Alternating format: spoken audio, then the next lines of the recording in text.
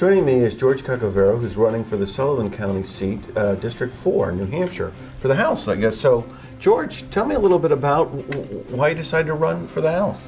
Well, I've been here 42 years and pretty much used up every elected position in the city as an elector appointed. I've been mayor, I've been city councilman, I've been school board chair, I've been police commissioner. I was chairman of the superintendent search committee, and recently I've been the chair of the charter commission. So what haven't you done in Claremont? Stay out of trouble is about the only thing I haven't done.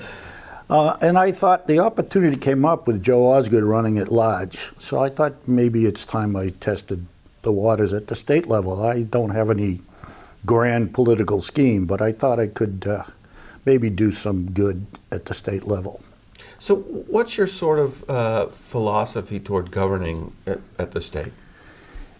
I think the state needs to do more to assist in doing whatever's possible to lower tax rates. I just spent 11 years in the Mascoma school system as a business administrator, and I could see what the lack of proper funding at the state level has done, especially to the smaller and poorer communities. And I think they have to change their approach to funding education, and I think they have to recognize, the state needs to recognize how bad it really is out there at the grassroots level. So that's one. Secondly, I think the government needs to stay out. Assist, yes, but mandate, no. I think town home rule is a good thing. I think that if they give us the tools and then let us, the communities, use them, we're all going to benefit from that. So I'm basically a fiscal conservative. I think budgeting is really the key. Cutting spending rather than raising taxes is definitely the way to go. And there's no way you can tell me that within this state budget we don't have the ability to cut. I know we're looking at a deficit, but you don't really want to even think of passing that on to the taxpayers until you've made every possible cut in the budget. You leave things like education alone. If you have to delay highways, I'd rather put the money in the schools than into fixing potholes. So in that respect, that's really my main purpose, is to see what I can do to, if anything, to help educational funding, and then to help the mandates that are passed down. All districts have one serious issue, and that's with special education. And I've watched year after year where 65% of what you're promised is what you get, and sometimes it's 65% of the 65%. So the state talks a good show, but they don't back it up. So. Yeah, and I know from looking at the special ed funding, the federal government said that we'd do one thing, they're doing another. Right. And the state says we'll do one thing, but it's another, and it often is 2 or 3 years down the road, so it doesn't time.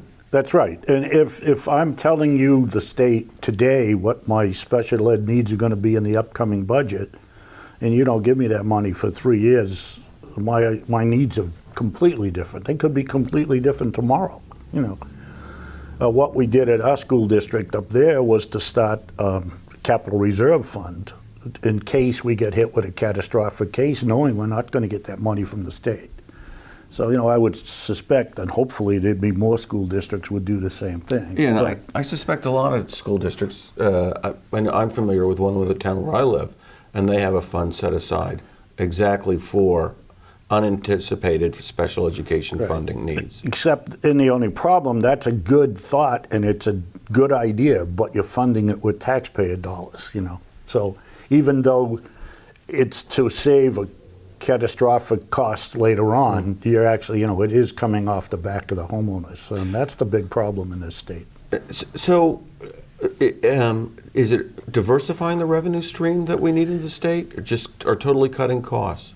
No, it's a combination of both, but cost first. If it means closing departments, if it means shrinking departments, then you have to look at that. People cost, it's not easy, but people cost are the most expensive cost to the state in any business, So you have to look at the state and like the city level, I've said it, you look at it as if you're running a for-profit business.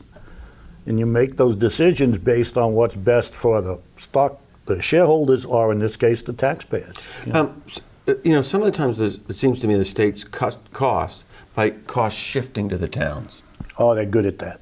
So They're very good at that. Would that be something you'd advocate as a way to cut costs, or is that really pushing the problem somewhere else? That's pushing the problem somewhere else. And they're very good at doing that without being a mandate, because any mandate has to be funded by the state. But boy, I'll tell you, they come very close to mandating.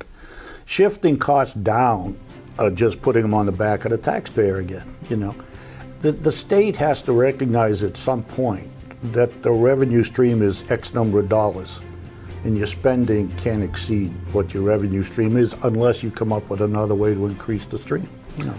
And with that, we're out of time in this segment.